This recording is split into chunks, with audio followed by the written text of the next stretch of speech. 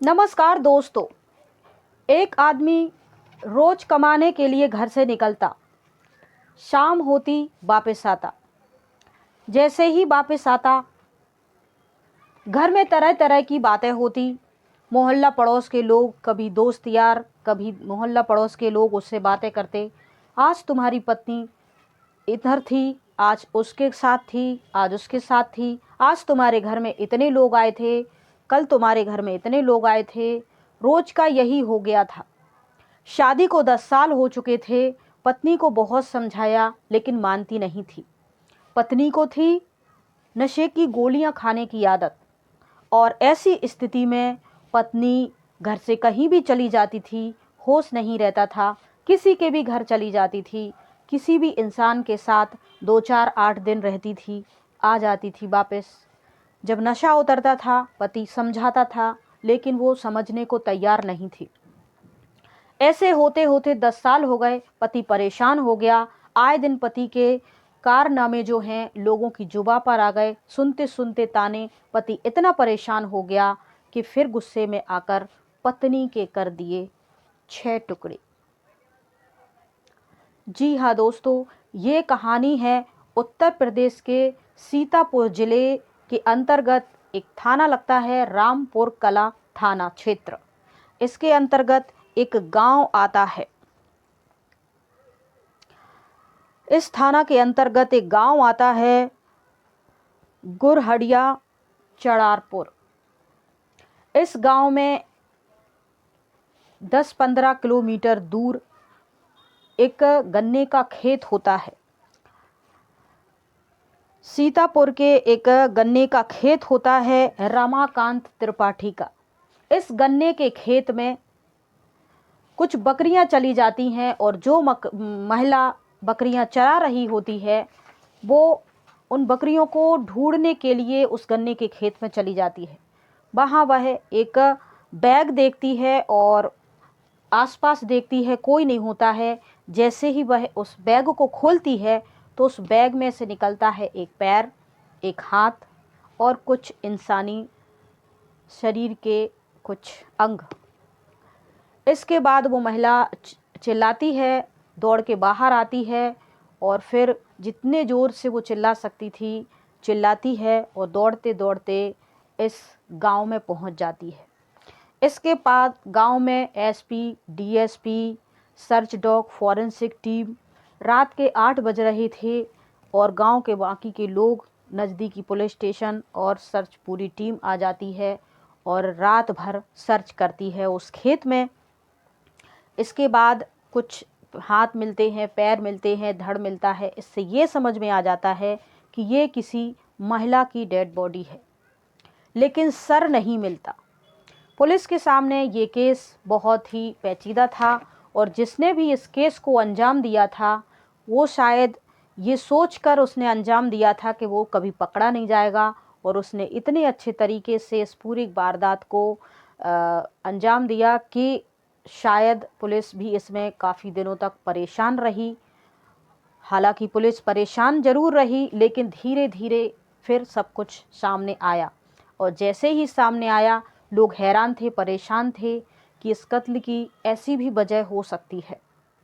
दूसरे दिन 8 नवंबर 2022 का ये घटना है, सीतापुर ज़िले की रामपुर थाना क्षेत्र के पास की एक गांव की। और फिर आसपास सर्च डॉग 9 नवंबर 2024 को फिर दूसरे दिन सर्च होती है। सर कहाँ है उसके बाद ही पूरी पहचान हो पाएगी कि ये कौन है, कहाँ की है। बहुत मशक्क़त के बाद सर भी मिल जाता है, लेकिन सर की स्थिति कुछ ज़्यादा ठीक ठाक नहीं थी। मतलब किसी चीज़ से सर को ऐसा किया गया था ताकि पहचान ना की जाए। चेहरे को खरोंचा गया था और वो पहचान में भी नहीं आ रहा था, लेकिन चेहरा भी मिल गया। इसके बाद पुलिस पूरी बॉडी के जो भी टुकड़े होते हैं, 6 टुकड़े ये पति कर देता है, और फिर इसके टुकड़े होते हैं पुलिस ले जाती है। फॉरेंसिक इसकी जांच होती है, पोस्टमार्टम वगैरह होता है। फिर पुलिस को समझ में नहीं आता, क्योंकि चेहरा बिगड़ चुका था, उससे समझ में नहीं आ रहा था कि ये कौन है। पुलिस के सामने एक चुनौती थी। आसपास के गांव के लोगों को इस बारे में कुछ मालूम नहीं था, गांव वालों को भी मालूम नहीं था कौन है, कोई रिपोर्ट भी नहीं थी, को गुमशुदगी की भी कोई रिपोर्ट नहीं थी। पुलिस के सामने ये चुनौती थी, कौन है, किसने ये सब कुछ किया होगा। फिर उन्होंने एक स्केचर को बुलाया और पूरी बॉडी, फेस का खास करके बॉडी से ऐसा लग रहा था कि ये कोई शादीशुदा महिला है, तो मांग में सिंदूर, मंगलसूत्र वगैरह पूरा स्केच एक तैयार करते हैं और जो भी है उसकी फ़ोटो वगैरह आसपास के जो भी थाने होते हैं लखनऊ यूपी के आसपास के थानों में भेजा जाता है और पूछा जाता है कि इस महिला के बारे में अगर किसी को कोई जानकारी हो तो संपर्क करें। एक नंबर दिया जाता है, सोशल मीडिया पर डाला जाता है, आसपास के थानों में भी इसकी फ़ोटो वगैरह और इस पूरी डिटेल भेज दी जाती है, शायद कोई गुमशुदगी की रिपोर्ट हो या कोई संपर्क करे। और पुलिस स्टेशन के भी मोबाइल नंबर वगैरह दिए जाते हैं। लेकिन एक दिन बीत जाता है, 2 दिन बीत जाते हैं, लगभग कई दिन बीतने के बाद भी इसके बारे में कहीं से कोई खबर नहीं आती।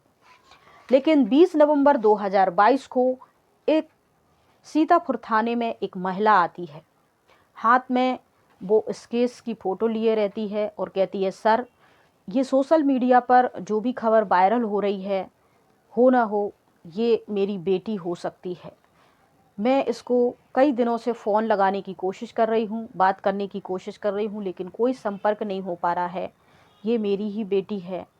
फिर इस महिला के माध्यम से मालूम चलता है कि ये बेटी जो है इनकी, 20 नवंबर को ये महिला आती है, गांव का नाम बताती है कि ये लोना गांव, सीतापुर के पास में ही एक लोना गांव है और ये भी रामपुर कला थाना क्षेत्र के अंतर्गत ही आता है।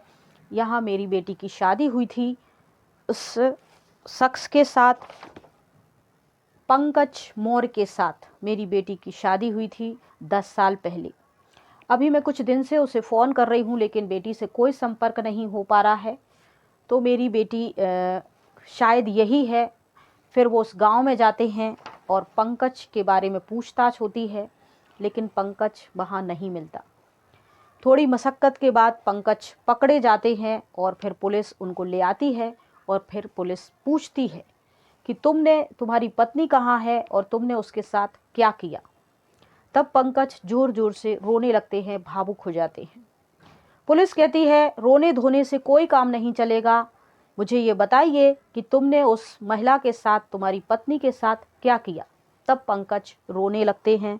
वो बताते हैं कि मेरी शादी बाराबंकी रहने वाली महिला से हुई थी 10 साल पहले, लेकिन जो मेरी पत्नी जो है उसे नशे की गोली खाने की आदत थी।